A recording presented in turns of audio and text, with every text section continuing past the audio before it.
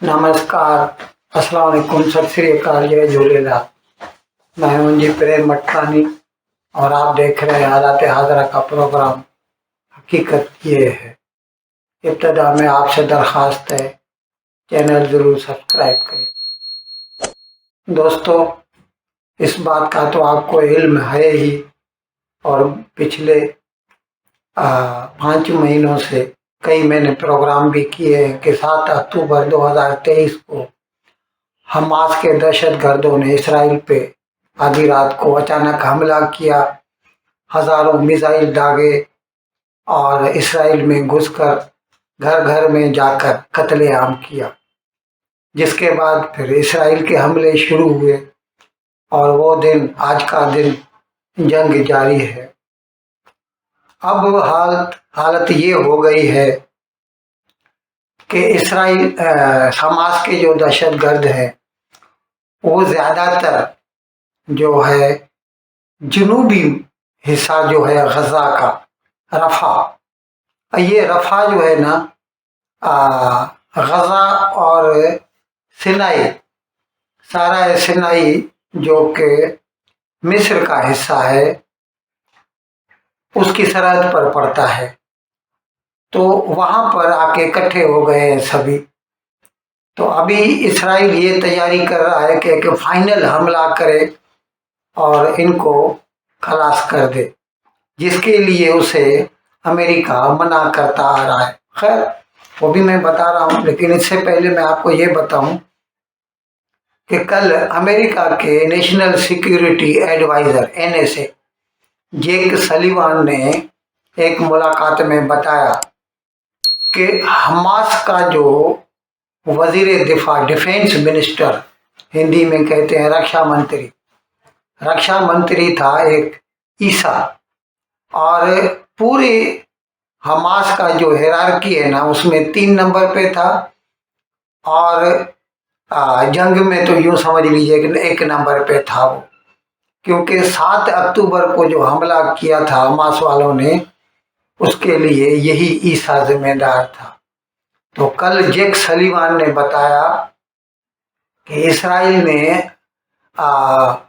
वस्ती गजा में एक जगह पे हमला किया और किसी टनल में, किसी सुरंग में ये हमला ईसा जो है, जो उनका वजीर दिफा है, और वहाँ हमास की जो आर्मी है उसमें तो नंबर 1 है, टोटल हिरार्की में हमास का 3 नंबर लीडर था, उसको हलाक कर दिया।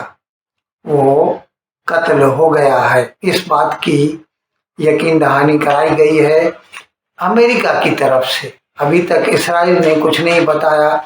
इसराइल का तो ये कहना है कि जब तक हमास के सारे दहशतगर्द या तो हथियार नहीं फेंक देते या फिर हलाक नहीं हो जाते, वो जंग जारी रखेंगे।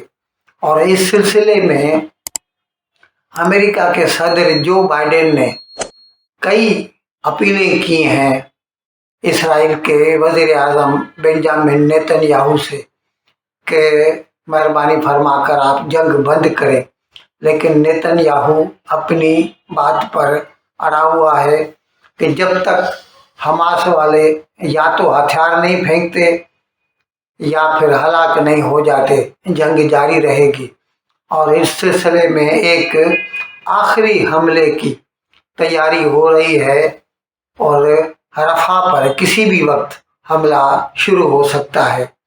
अच्छा, अभी इस सिलसिले में मैंने ऐसे तो कई प्रोग्राम किए, आपको बताया है कि ज्यादातर जो हमास के लोग हैं अभी वो आके रफा में इकट्ठे हो गए। तो मिस्र ने क्या किया है कि एक तो उसने दीवार खड़ी कर दी है ताकि कोई भी लोग गजा से जो है फलस्तीनी मिस्र के इलाके यानी सारा सेना में दाखिल न हो सके।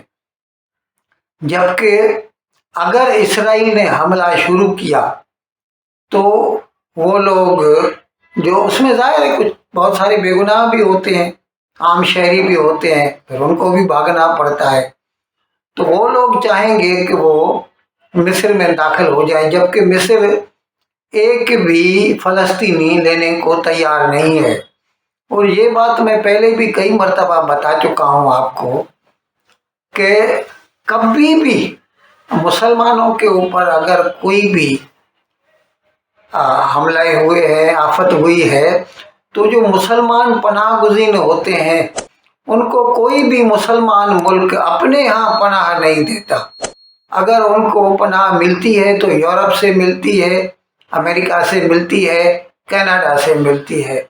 मुसलमान मुल्क एक भी, आपको ये तो इल्म होगा ही कि मिडिल ईस्ट के जो मुसलमान ममालिक हैं वो तो किसी को अपनी सिटीजनशिप भी नहीं देते, भले ही वो मुसलमान क्यों ना हो।